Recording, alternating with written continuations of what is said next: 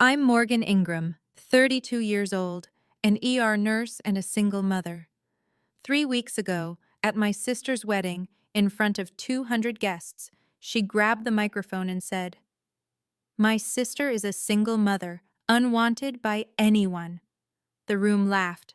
My mother chimed in from her table, "She's a used product." My father covered his mouth to hide his smirk. My 5-year-old son, Ethan, was sitting right beside me, his small hand gripping mine, his eyes wide with confusion as he watched everyone laugh at his mother. But there was one person who didn't laugh, and what he did next changed everything. Before I tell you the rest, please take a moment to like and subscribe, but only if you genuinely want to hear this story. Where are you watching from? What time is it there? Drop a comment and let me know. To understand how things got to that point, I need to start from the beginning. Growing up in our 4-bedroom colonial in Greenwich, Connecticut, I learned early that there were two types of daughters in the Ingram household: the princess and the workhorse. Vivian was the princess. 4 years younger, blonde like our mother, with the kind of effortless charm that made teachers forget about late assignments and boys forget about other girls. From the moment she could walk, she was Daddy's little angel and Mommy's mini-me. Me? I was the responsible one, which in Ingram family code meant I was the one who didn't need attention because I could handle things on my own. When prom came around, Vivian got a $500 Sherry Hill gown, blush pink, hand-beaded, the kind that made other girls gasp when she walked into the venue. When my prom came 2 years earlier, my mother had looked at me over her reading glasses and said, "Morgan, you don't need all that. You're the simple type, it suits you." I wore a dress from the clearance rack at Macy's. $63. I still remember the price because I'd saved my babysitting money to buy it myself. Our bedrooms told the story too. Vivian had the corner room with the balcony overlooking the garden, white furniture, fairy lights strung across the ceiling like something out of a magazine. My room was at the end of the hall, next to the utility closet, furnished with hand-me-downs from our grandmother's estate. I didn't hate Vivian for any of it. How could I? She was just a kid benefiting from a system she didn't create. But I did wonder, sometimes late at night, what I had done wrong. What fundamental flaw existed in me that made my own parents look right through me. I didn't know then that this pattern would follow me all the way to her wedding day. I met Kevin at 24, during my second year as an ER nurse at Hartford General. He was a pharmaceutical sales rep, charming, confident, the kind of man who made you feel like the only person in a crowded room. We married a year later. My parents attended the wedding, but spent most of the reception talking about Vivian's upcoming internship at a prestigious PR firm in Manhattan. "She's going places," my mother kept telling the guests. "Both my girls are doing well, but Vivian, she's something special." At my own wedding reception, the marriage unraveled faster than I could have imagined. Kevin had a gift for making me feel small, questioning my choices, criticizing my appearance, isolating me from friends. By the time I discovered he was sleeping with his regional manager, I was 7 months pregnant and had lost most of my sense of self. The divorce was finalized when Ethan was 14 months old.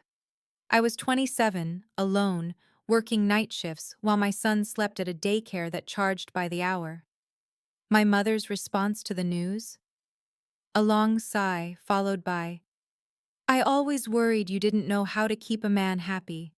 Vivian would never let this happen to her." My father said nothing. He never did. Vivian texted me once during the whole ordeal.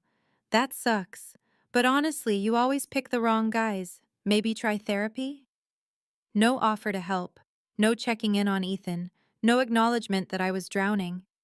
I didn't need their pity. I told myself that every night as I heated up instant noodles after a 12-hour shift, Ethan asleep in his crib in our cramped one-bedroom apartment, I just needed them to stop treating my pain like entertainment. Daniel Mercer entered the picture 2 years before the wedding. Vivian met him at a charity gala, some black tie event benefiting foster children. He was a children's rights attorney, the kind who took pro bono cases for families who couldn't afford representation. handsome in a quiet way, with kind eyes and a habit of actually listening when people spoke. The first time I met him was at a family dinner at my parents' house. Vivian had been dating him for 3 months and wanted to show him off. He shook my hand, noticed Ethan hiding behind my legs, and immediately crouched down to the boy's level. "Hey, buddy, I like your dinosaur shirt.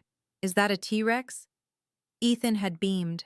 No one in my family ever paid him that kind of attention. Throughout the dinner, I caught Daniel watching the family dynamics with a lawyer's observant eye.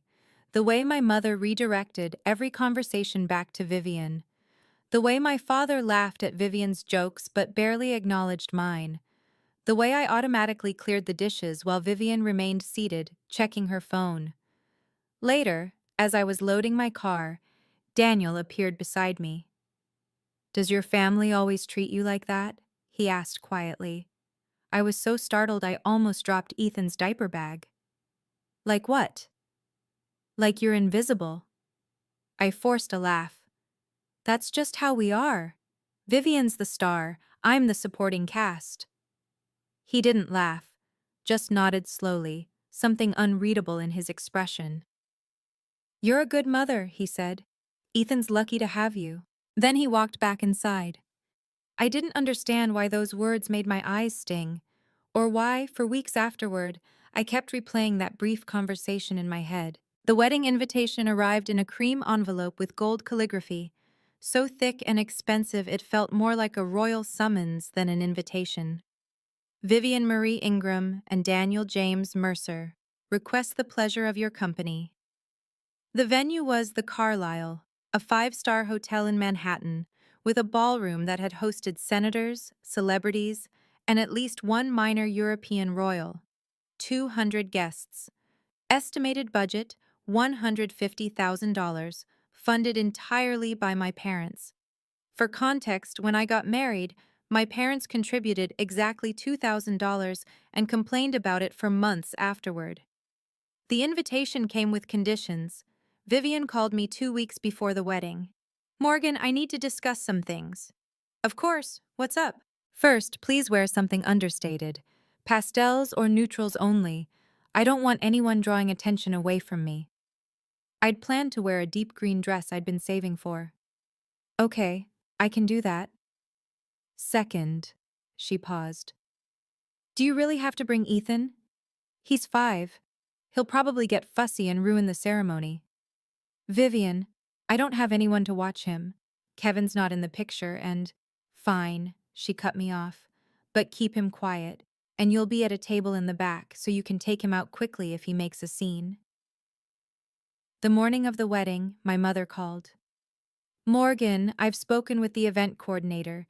You and the boy are at table 23, near the service entrance. Don't make a fuss about it. This is Vivian's day, and we can't have any distractions." Distractions. That's what my 5-year-old son was to them. I should have seen it then. The setup, the positioning, the careful orchestration of my humiliation. But I didn't. I just wanted to survive the day. The Carlisle ballroom was breathtaking, soaring ceilings dripping with crystal chandeliers, white roses cascading from every surface, a string quartet playing Vivaldi in the corner. The kind of wedding you see in bridal magazines, the kind that makes guests whisper about how lucky the couple must be. I wore a dove gray cocktail dress I'd found on sale. Modest, forgettable, exactly what Vivian had demanded. Ethan looked adorable in his little navy vest and khakis, his hair neatly combed, clutching my hand as we walked into the overwhelming grandeur. "Mommy, it's so pretty," he whispered, eyes wide. "It is, baby. Let's find our table." Table 23 was exactly where my mother had promised, tucked in the far corner, half hidden behind a pillar, so close to the kitchen doors I could hear the catering staff shouting orders. The other guests at our table were distant cousins I'd met maybe twice in my life. No one from my immediate family came to greet us. I watched as my parents made their grand entrance, my mother in champagne Valentino, my father in a perfectly tailored Armani suit. They worked the room like politicians, hugging, laughing, accepting compliments about their beautiful daughter. Singular, daughter. Vivian swept in 30 minutes later in a Vera Wang gown that probably cost more than my annual rent. She was radiant, glowing, every inch the princess she'd always been. Her eyes found me across the room. She smiled, but it wasn't warm. It was the smile of someone who's already won and wants you to know it. On her way to the head table, she stopped at ours. "Morgan, you came." "Of course I came. You're my sister." She glanced at Ethan, then back at me. "Just remember what I said about keeping him quiet." Then she was gone, swallowed by a crowd of admirers.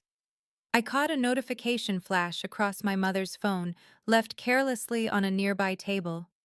"Remember the plan?" My stomach tightened, but I told myself it was nothing.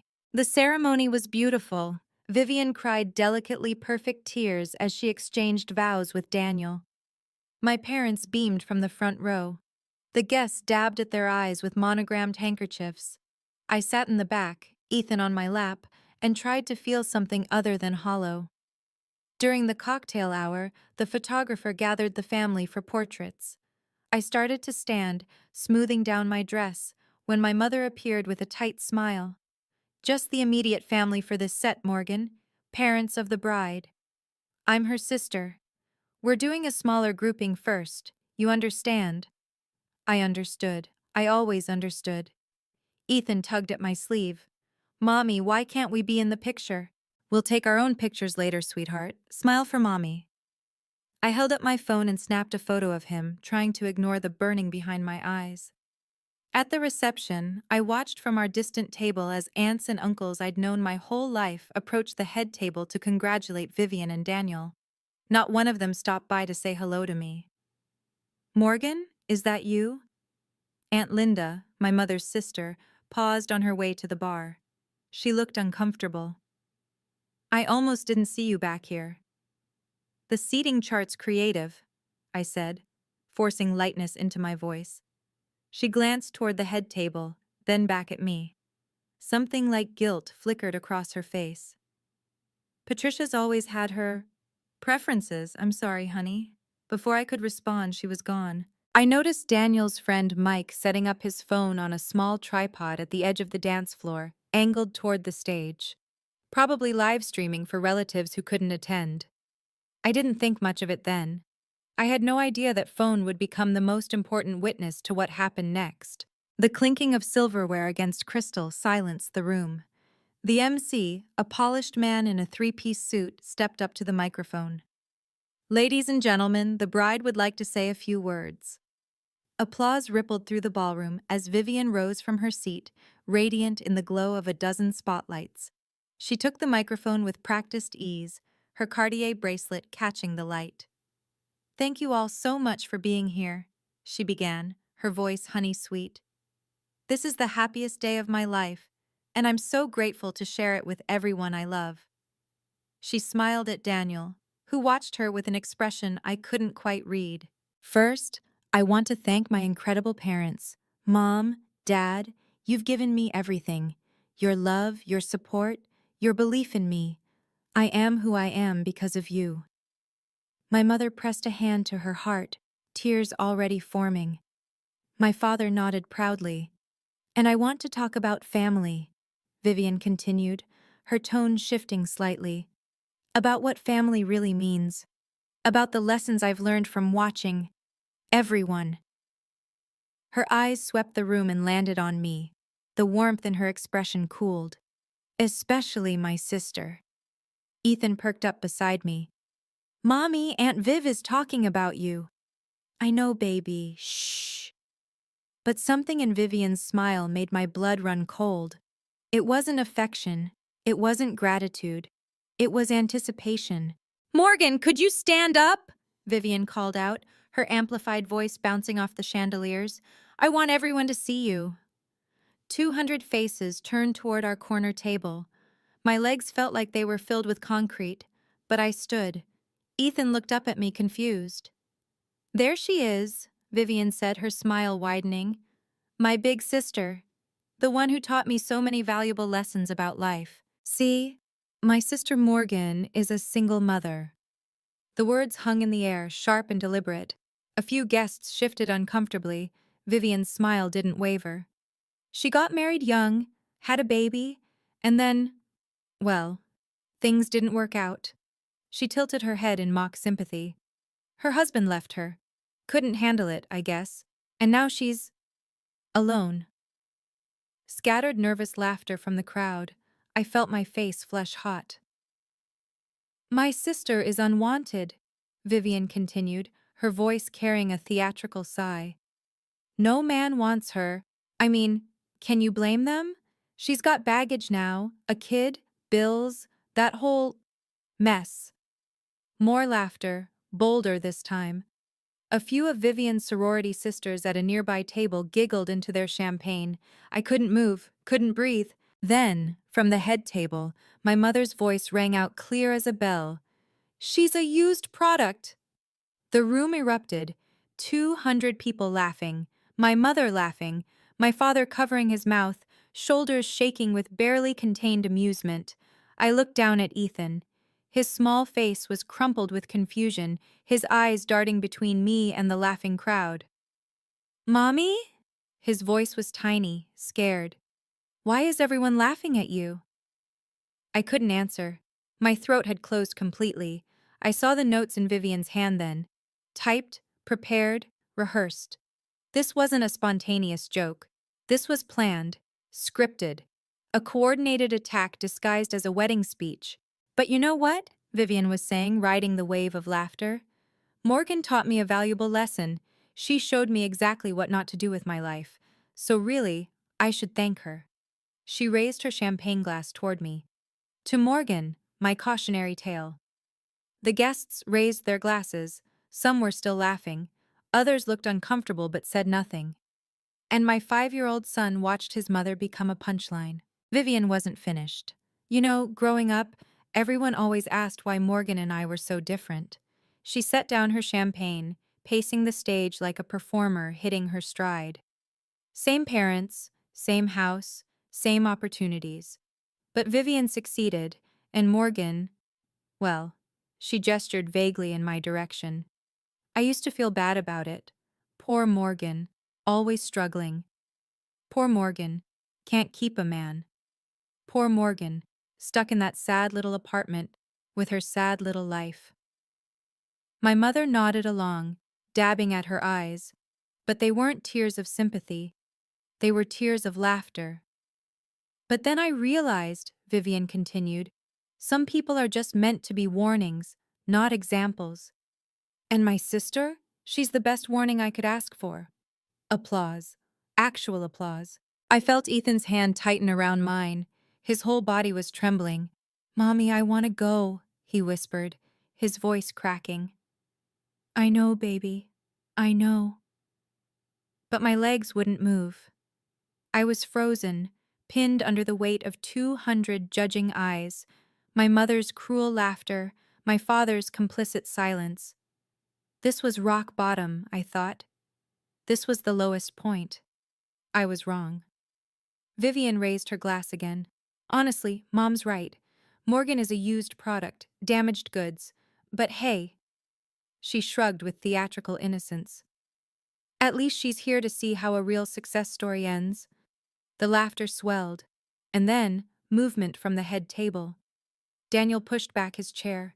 His jaw was tight, his eyes fixed on Ethan's small, shaking form pressed against my side. For a moment, I thought he was leaving, walking out on his own wedding. Instead, he walked directly toward the stage, toward Vivian, toward the microphone. The laughter faltered, then died. No one knew what was about to happen, including me. Daniel moved with purpose, his polished Oxford shoes clicking against the marble floor in the sudden silence. The string quartet had stopped playing. Guests froze mid-sip, mid-laugh, mid-whisper. Vivian's confident smile flickered. Daniel? Baby, what are you? He didn't answer, didn't even look at her. His eyes were locked on our table. On Ethan. My son had buried his face against my hip, his small shoulders shaking with silent sobs. He didn't understand why everyone was laughing at his mommy. He just knew it hurt. Daniel saw that, and something in his expression hardened into steel. He reached the stage in 6 strides. Vivian was still holding the microphone, her smile frozen in confusion. "Daniel, sit down, I'm not finished with my—" He took the microphone from her hand. Not grabbed, not snatched, just calmly, firmly removed it from her grip like confiscating a dangerous object from a child. "Daniel!" Vivian's voice pitched high with alarm. "What are you doing?" The ballroom had gone completely silent, 200 people holding their breath. I saw my mother half rise from her seat, her face cycling through confusion, anger, and fear. Daniel raised the microphone to his lips. "I apologize for the interruption," he said, his voice steady and clear. "But there's something I need to say." He turned to look at me. Really look at me. Not through me, not past me, but directly at me. Then he turned back to face the crowd. "I've spent 2 years watching how this family treats Morgan Ingram. 2 years of dinners where she's ignored. 2 years of holidays where she's excluded. 2 years of watching her be treated as less than nothing by the people who are supposed to love her." Vivian grabbed at his arm. "Daniel, stop, you're embarrassing me." He stepped away from her touch. "No, Vivian, you did that yourself." Daniel's voice carried across the silent ballroom, steady as a courtroom closing argument. "I'm a children's rights attorney. I've dedicated my career to protecting kids from family trauma, from environments that damage them, from adults who should know better." He pointed toward our table, toward Ethan still pressed against my leg, still trembling. "That little boy is 5 years old. 5. And you just made him watch 200 adults laugh at his mother. You called her unwanted. You called her damaged goods. You called her a used product." His voice cracked with barely contained fury. "In front of her child." Silence. Absolute, ringing silence. My mother's face had gone pale. My father stared at his plate.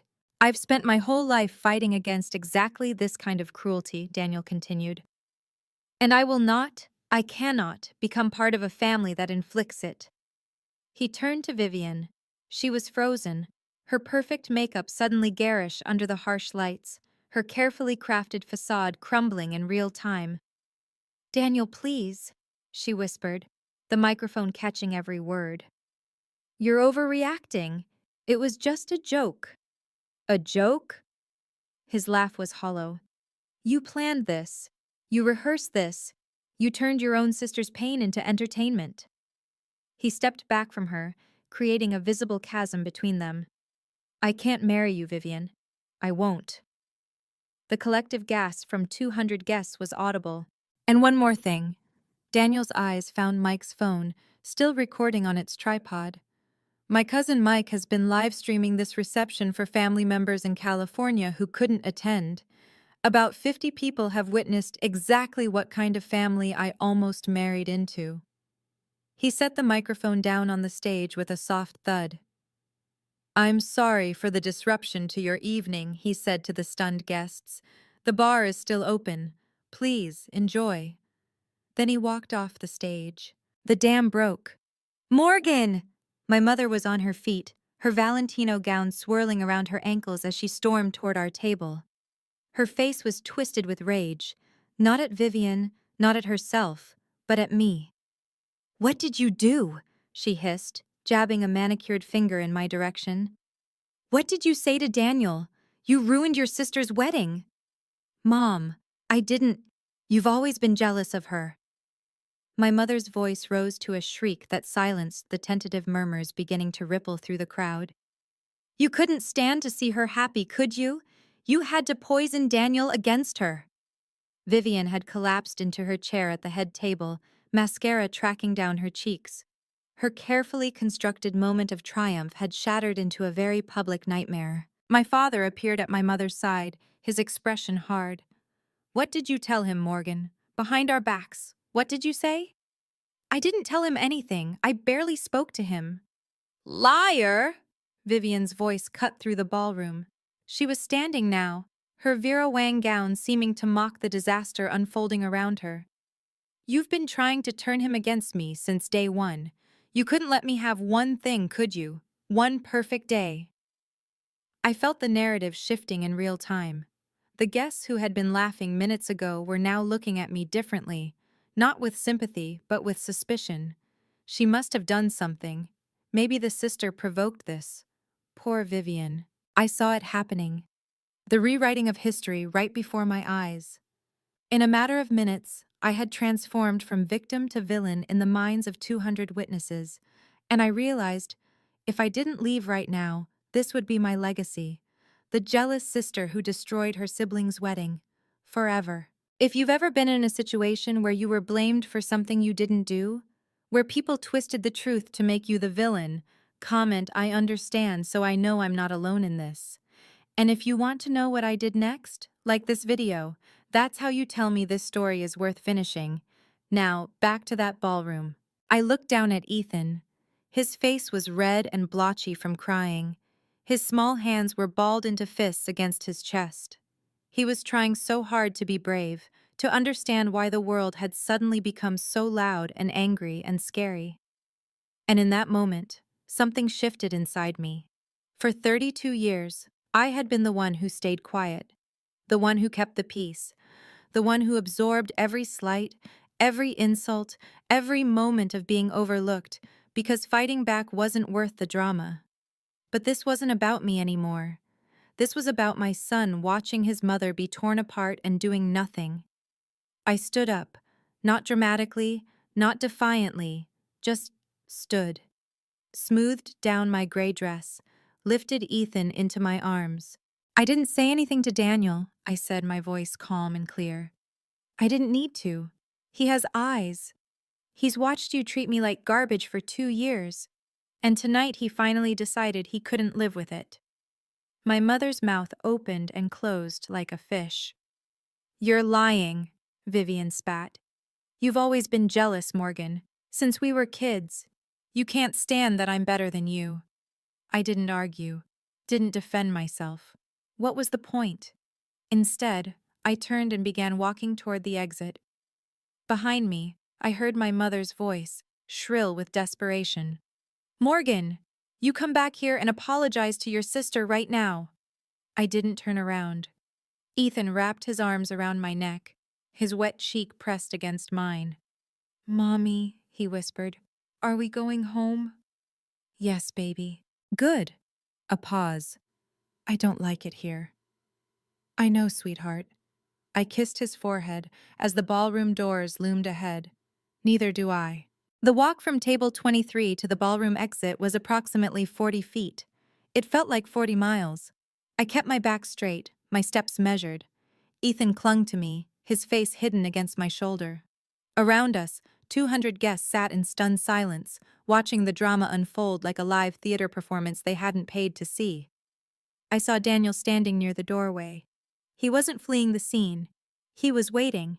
When I reached him, he stepped forward, blocking the path just long enough to speak. Morgan. His voice was quiet, meant only for me. I'm sorry. I should have said something years ago. I should have. Don't apologize. I shifted Ethan on my hip. You just saved my son from watching his mother be humiliated without anyone caring. That's more than anyone in my own family has ever done. He reached into his jacket pocket and produced a business card. Simple white cardstock, professional black text. Daniel Mercer, attorney at law, family and children's rights. If you ever need anything, legal help, a reference, anything at all, call me. Pro bono. I mean it. I took the card and tucked it into my purse. Thank you. For Ethan. Behind us, I could hear Vivian's voice rising in hysterics, my mother trying to calm her, my father issuing terse commands to the bewildered wedding planner. I didn't look back. I pushed through the ornate doors into the hotel corridor, my heels clicking on the marble floor. Ethan lifted his head as the noise of the ballroom faded behind us. Mommy, are you sad? I thought about the question. Really thought about it. No, baby, I'm not sad. For the first time in a very long time, I realized I wasn't lying. How about some pancakes when we get home? His face lit up. With chocolate chips? All the chocolate chips you want. By the time I got Ethan bathed, fed, and tucked into bed with his favorite dinosaur, my phone had accumulated 47 missed calls. 31 from my mother, 12 from Vivian, 4 from my father. I scrolled through the text messages while sitting on the edge of my bed, still in my gray dress, still wearing the makeup I'd so carefully applied that morning. Mom, 10:47 p.m. You ruined everything. Call me now. Mom, 10:52 p.m. Vivian is hysterical. Daniel left. This is all your fault. Mom, 11:15 p.m. Don't you dare ignore me. Morgan Elizabeth Ingram. Vivian, 11:23 p.m. I will never forgive you for this. Never. You destroyed my life. Dad, 11:45 p.m. Your mother is very upset. You need to call her. I set the phone face down on my nightstand. Then I saw a message from an unexpected number. Aunt Linda, my mother's younger sister, the one who had approached me at the reception. Aunt Linda, 12:02 a.m. Morgan, I watched the live stream from Mike's phone. Honey, I am so sorry. I had no idea Patricia and Vivian were capable of something like this. I'm ashamed of my own sister right now. Please know that you didn't do anything wrong. I'm here if you need to talk. I read it twice, then a third time.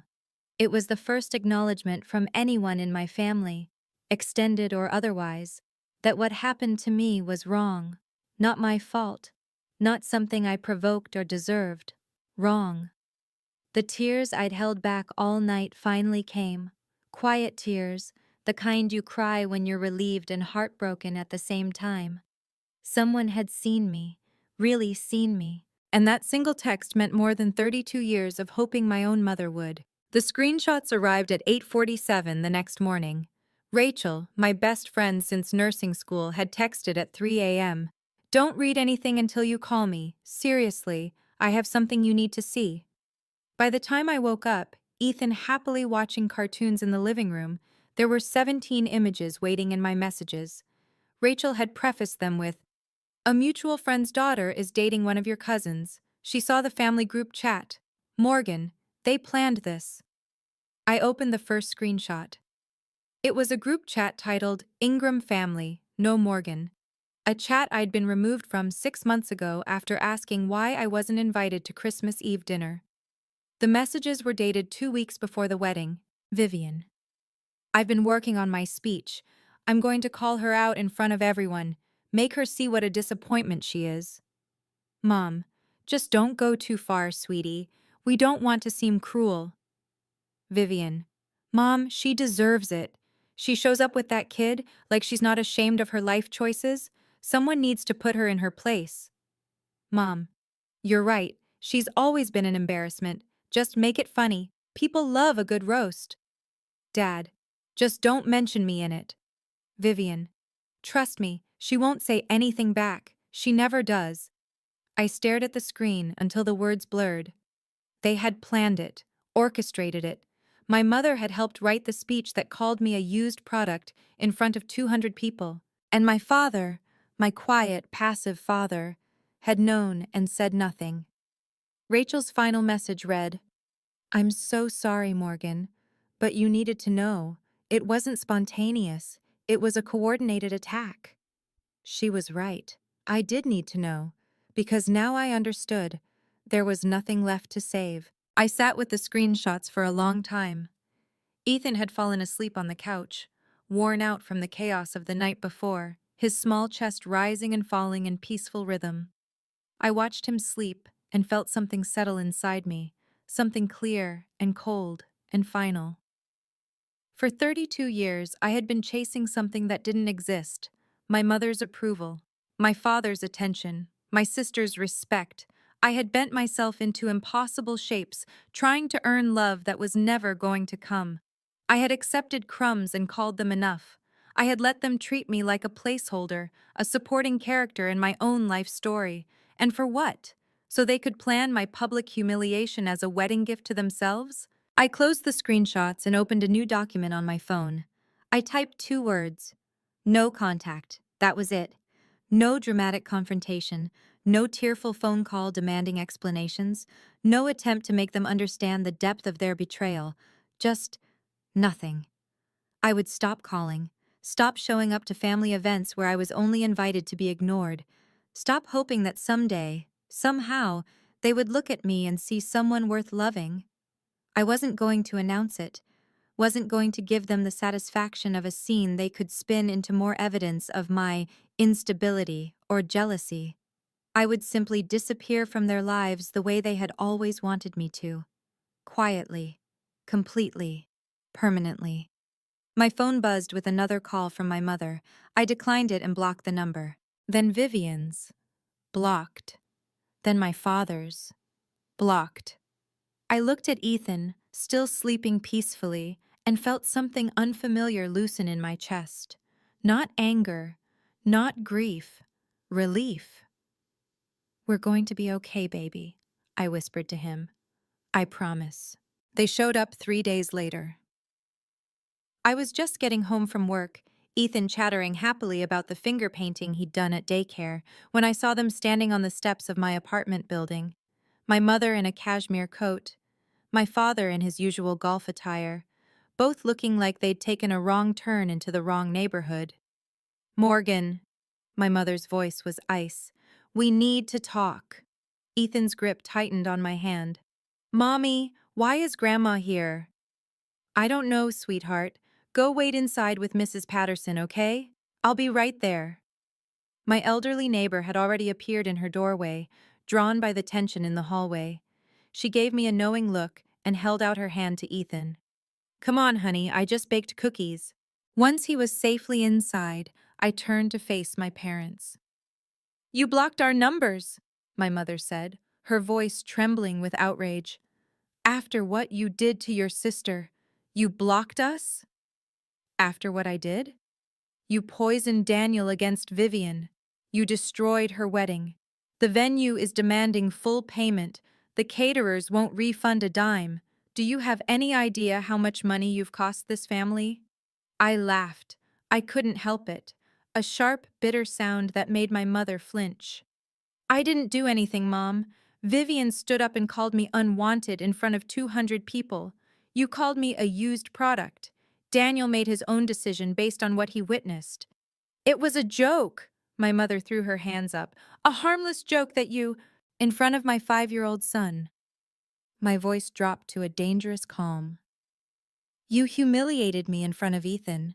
He asked me why everyone was laughing at his mommy." For the first time, something flickered in my mother's eyes, something almost like guilt, but it vanished as quickly as it came. "Vivian is devastated," my mother pressed on, her voice softening into what she probably thought was maternal concern. "Daniel won't return her calls. The wedding photos are ruined. She's talking about therapy, Morgan. Therapy. My baby girl. Then therapy might be exactly what she needs." My mother's face reddened. "How dare you? Mom." I held up a hand. "I'm going to say this once, and then I want you to leave." She fell silent, shock flickering across her features. In 32 years, I had never interrupted her. "I didn't poison Daniel against Vivian. I barely spoke to him. He made his choice because he watched how this family treats me, how you treat me, and decided he couldn't be part of it. That's not—" "I'm not finished." The words came out steady, unflinching. "You planned that speech. I've seen the group chat screenshots. You helped Vivian decide exactly what to say. You knew she was going to humiliate me and you encouraged it." My mother went pale. My father shifted uncomfortably, suddenly fascinated by a scuff mark on the hallway floor. "Vivian is crying?" I continued. "Good. Maybe now she'll understand what it feels like. I've been crying since I was 12 years old, trying to figure out why my own mother looked at me like a disappointment."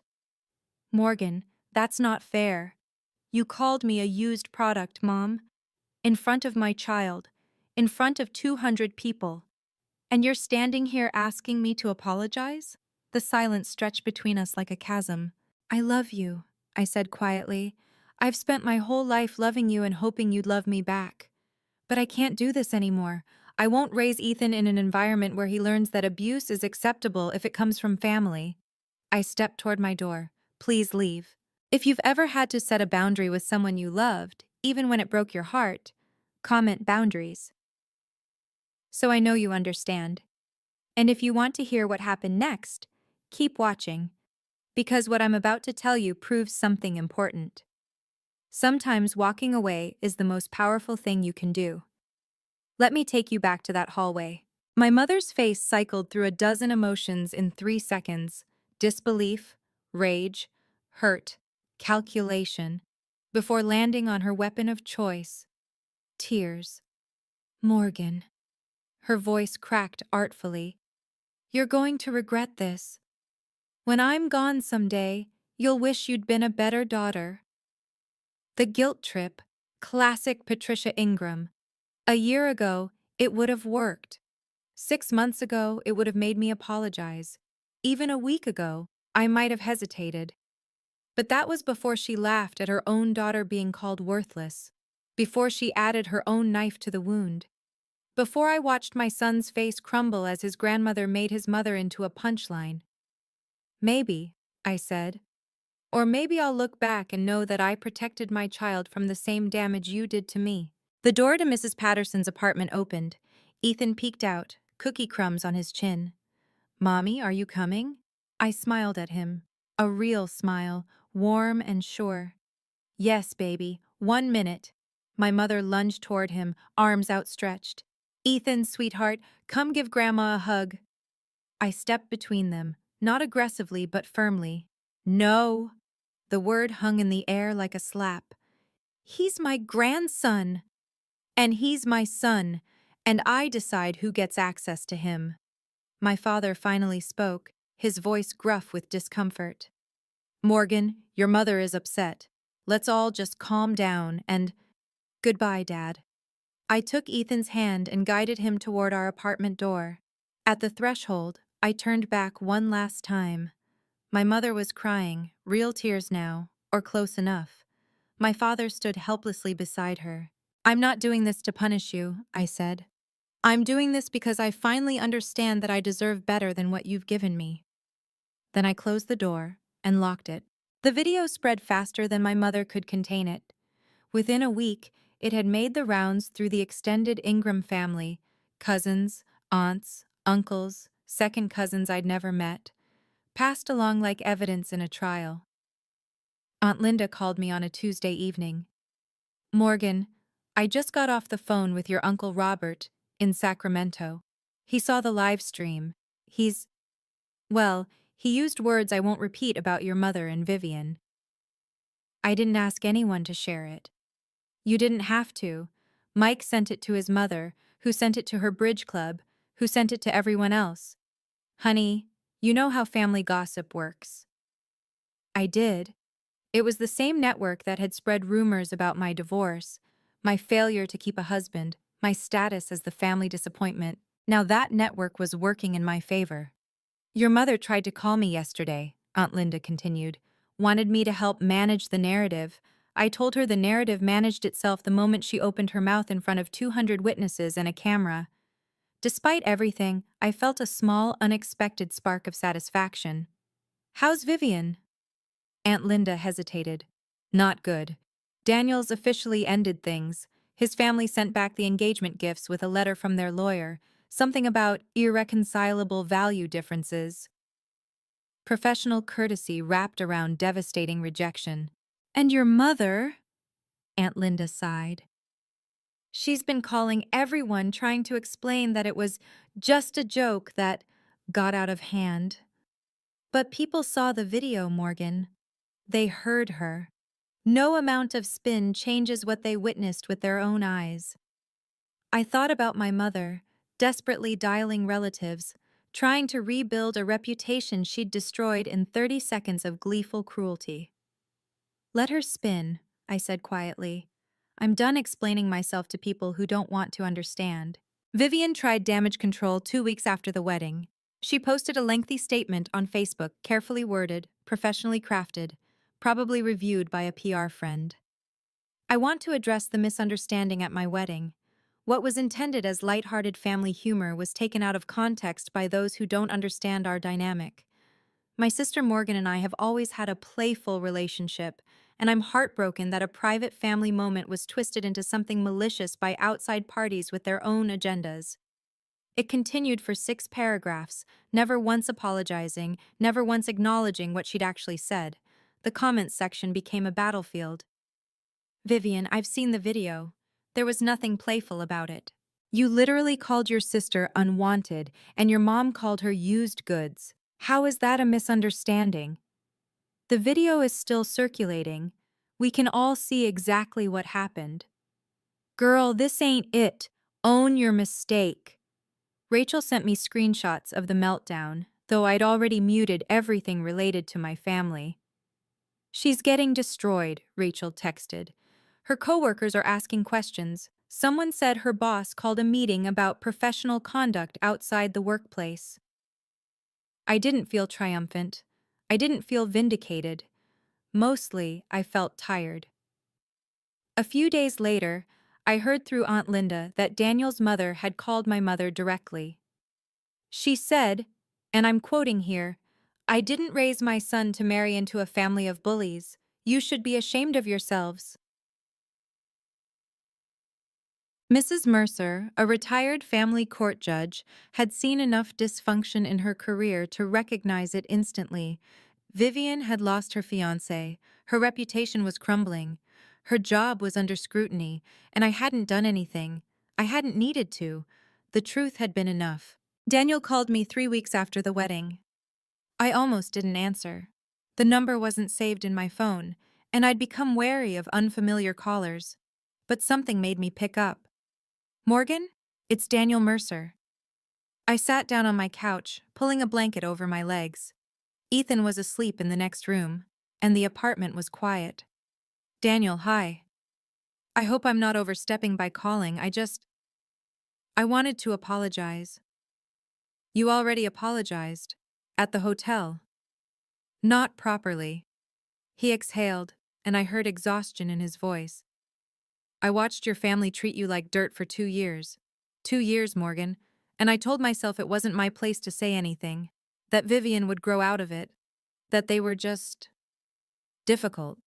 You didn't know how bad it was." "I knew enough." His voice hardened with self-recrimination. "I'm a children's rights attorney. I've built my career on recognizing toxic family dynamics. And I stood by and let it happen because I was in love with someone who didn't deserve that love." I didn't know what to say to that. The rawness of his confession left me speechless. "That night," he continued, "when I saw Ethan's face, God, Morgan, that little boy watching his mother be destroyed for entertainment, I couldn't stay silent anymore." "You didn't just stay silent. You ended your own wedding. It was the right thing to do. The only thing." He paused. "I meant what I said about legal help. If you ever need assistance with custody issues, or if your family tries to harass you, anything, I will help. No strings, no charge." "Why?" "Because your son deserves to have someone in his corner, and so do you." I felt tears prick my eyes, but they weren't sad tears. "Thank you, Daniel, for everything." 6 months passed. Strange how life rebuilds itself when you remove the people who kept tearing it down. I received a promotion at work, senior charge nurse, ER department. My supervisor called me into her office on a random Tuesday and said, "Morgan, your patient satisfaction scores are the highest in the unit. You're calm under pressure, you're compassionate, and you're exactly the kind of leader we need. Congratulations." I cried in the bathroom afterward. Happy tears. The kind that sneak up on you when you're finally starting to believe you might be worth something. Ethan started kindergarten in September. He made friends quickly, a chatty little boy named Oliver, and a quiet girl named Sophie who shared his obsession with dinosaurs.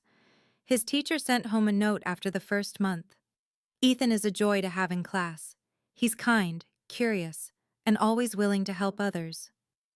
My apartment was still small, One bedroom, a kitchenette, creaky radiators, but it was ours. I hung Ethan's artwork on every wall, crayon dinosaurs and finger-painted rainbows, and a wobbly portrait labeled Mommy in purple marker. It looked like home. I started therapy. Once a week, 50 minutes, unpacking 32 years of being told I wasn't enough. Dr. Chen, a soft-spoken woman with kind eyes, helped me understand that the problem had never been me. You were the scapegoat in a family system that needed someone to blame, she explained during our third session. Your worth was never determined by their inability to see it. I also started dating again. Casually. Carefully. A nurse from the pediatric unit asked me to coffee, then dinner.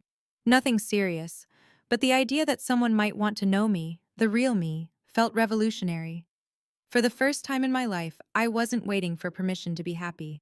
I was just happy. The attempts at contact came in waves.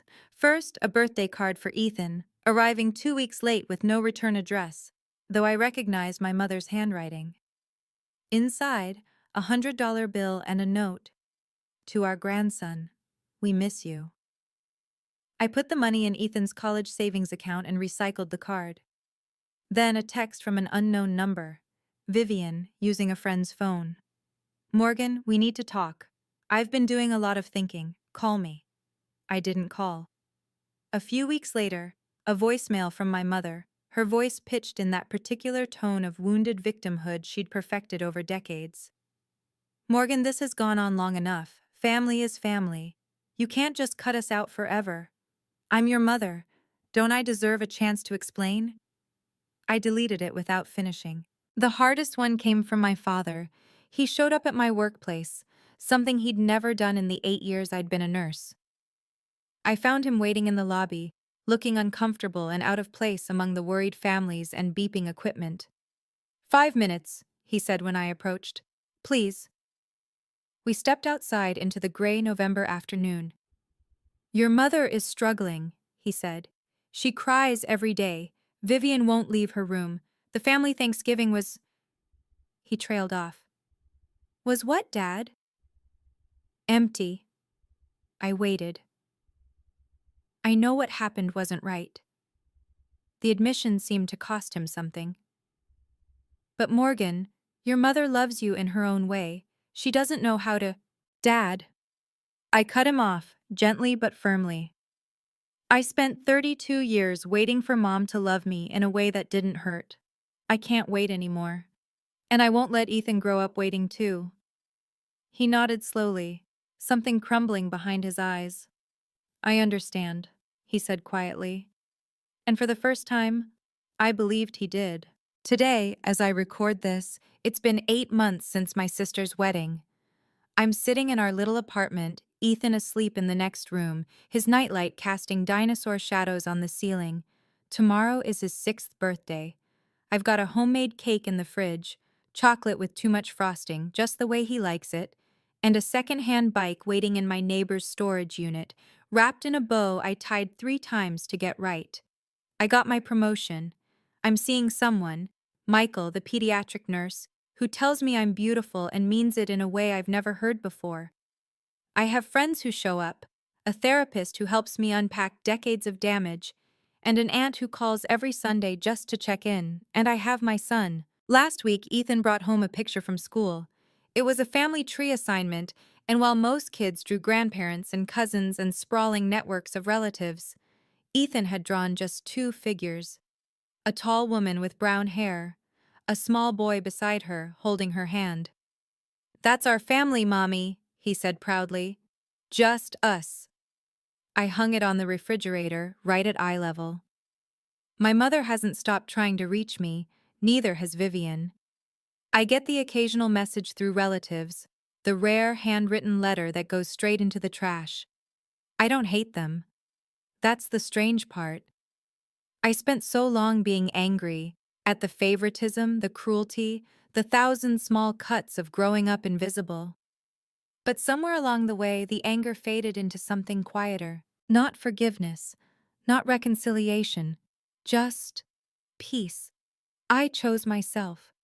I chose my son, and that choice, hard as it was, Saved us both. Sometimes the bravest thing you can do is walk away. If you'd told me a year ago that I'd cut off my entire family, I would have laughed. Or cried. Probably both. I grew up believing that family was everything, that blood ties were unbreakable, that love meant enduring whatever treatment you received because that's what daughters do. Good daughters. Loyal daughters. I was wrong. Family should be a safe place. A space where you're celebrated, not tolerated. Where your presence is welcomed, not weaponized. Where your children can grow up knowing they're enough, exactly as they are. My family wasn't that. My family was a performance, and I was always cast as the understudy. Here's what I've learned. Setting boundaries isn't selfish. It isn't cold. It isn't abandoning the people who hurt you. It's recognizing, finally clearly, that you deserve better than what you've been given. You don't owe your loyalty to people who don't respect you. Not your mother, not your father, not your sister, not anyone. I used to think staying quiet made me strong, that absorbing every insult, every comparison, every public humiliation somehow proved my worth. Look how much I can take. Look how resilient I am. But silence isn't strength. Not when it's born from fear. Not when it costs you your self-respect. Real strength is walking away. Real strength is choosing yourself. Real strength is looking your mother in the eye and saying, I deserve better than this. Ethan will grow up knowing that his worth isn't determined by how much criticism he can endure. He'll learn that boundaries aren't walls, they're doors you get to control. He'll understand that love doesn't look like public mockery or strategic cruelty or jokes designed to wound. That's my legacy. Not the Ingram family name, just a mother who chose her son and herself. For those wondering what happened to everyone else, here's what I know. Vivian started therapy, according to Aunt Linda. Real therapy, with a licensed professional, working through issues that apparently run deeper than anyone realized. I don't know the details, and I don't need to. I hope she finds whatever she's looking for. I hope she becomes someone capable of genuine kindness. But that's not my journey to witness. My mother continues to call me difficult and unforgiving to anyone who will listen. She's rewritten the narrative so thoroughly that some relatives believe the wedding incident was my fault, that I provoked Vivian, that Daniel was always unstable, that the whole thing was blown out of proportion. I don't correct them. The people who matter know the truth. My father sent me a text a few weeks ago, just 3 words. I'm sorry. No explanation, no excuses, no request to reconcile. I read it, sat with it for a long time. Then I put my phone down and went about my day. Maybe someday I'll respond. Maybe I won't. Healing isn't linear and forgiveness isn't a requirement. Aunt Linda has become the family I always needed. She drives down from Hartford every other month to take Ethan to the Children's Museum, loads me up with Tupperware of homemade soup, and never once pressures me to give your mother another chance. Family is who shows up, she told me once, over coffee in my cramped kitchen, not who shares your last name. She was right. Daniel Mercer sent Ethan a dinosaur encyclopedia for his birthday.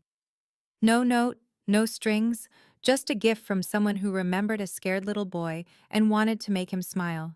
Small kindnesses, they add up. They mean more than 200 laughing guests ever could. So that's my story. A wedding that became a funeral, not for a marriage, but for 32 years of trying to earn love that was never coming. A 5-year-old boy who taught his mother that some people are worth fighting for, and some aren't. A choice to walk away, not in defeat, but in victory. I'm not telling you this because I want pity. I stopped needing pity somewhere between the 47th missed call and the first morning I woke up without dreading my phone. I'm telling you this because I know I'm not alone. Some of you watching this have mothers who look through you, sisters who compete instead of celebrate, fathers who stay silent when they should speak up, family gatherings that feel like minefields. Some of you have already walked away. Some of you are still trying to figure out how, and some of you are still hoping, like I did for so long, that if you just try harder, love better, make yourself smaller, eventually they'll see your worth. They won't. Not because you're not worthy, because they can't. And that's not your failure to fix. Thank you for listening to my story.